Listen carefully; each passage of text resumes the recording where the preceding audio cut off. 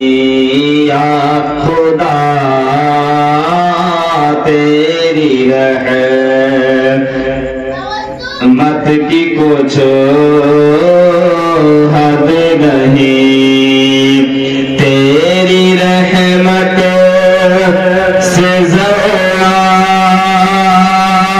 ستارہ ہوا، یا خدا تیری رحمت کی کچھ حد نہیں، تیری رحمت سے ذرا ستارہ ہوا، یا خدا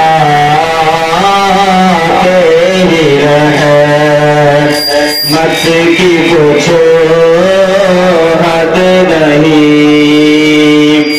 اور پتھروں کا جگر بھی تیرے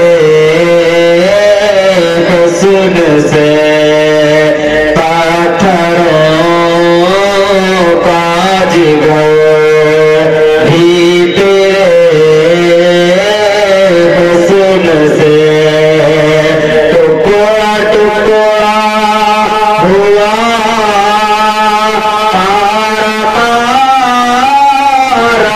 ہوا، یا خدا تیری رحمت کی کچھ حد نہیں، اور کاش مل جائے مجھ کو کفن کے لیے، کاش مل جائے مجھ کو کفن کے لیے، کوئی کافر کا پردہ اتارا ہوا، یا خدا تیری رحمت کی کچھ حد نہیں، تیری رحمت سے ذرا ستارہ ہوا، یا خدا تیری رحمت کی کچھ حد نہیں۔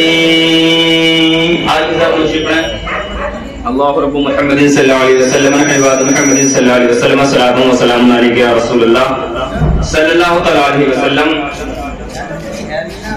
پروگرام آج بھائی کچھ جو باہر کریں تو بولو، آپ کا جو حافظ محمد عرفان عارف صاحب نے بڑی محنتوں سے بڑا اچھا پروگرام کا انتخاب کیا، مائک لائف اور یہ سب الحمدللہ بہت اچھا ہے، لیکن میں پھر بھی یہ کہوں گا کہ اس سب سے خوبصورت آپ لوگ ہیں جو اپنی نیندوں کو قربان کر کر آج یہاں موجود ہیں۔ میں پورے یقین کے ساتھ کہتا ہوں کہ آپ کے سامنے ایسے علماء کرام، حفاظ کرام تشریف لائیں گے کہ جن کا خطاب سننے کے بعد آپ کے ایمان میں نئی روشنی پیدا ہوگی انشاءاللہ۔ بے شک، سبحان اللہ۔ اب میں جو کلام پڑھ رہا ہوں، اگر آپ کسی سے اچھا سننا چاہتے ہیں، کسی سے اچھا کوئی اگر پڑھ رہا ہے اس سے اگر آپ اچھا سننا چاہتے ہیں تو آپ کو کیا کرنا پڑے گا؟ میرا ایک پڑھنے کا الگ طریقہ ہے، جب میں اپنے ہاتھ اٹھاؤں تو سمجھ لینا کہ سبحان اللہ کی ضرورت ہے، ٹھیک ہے؟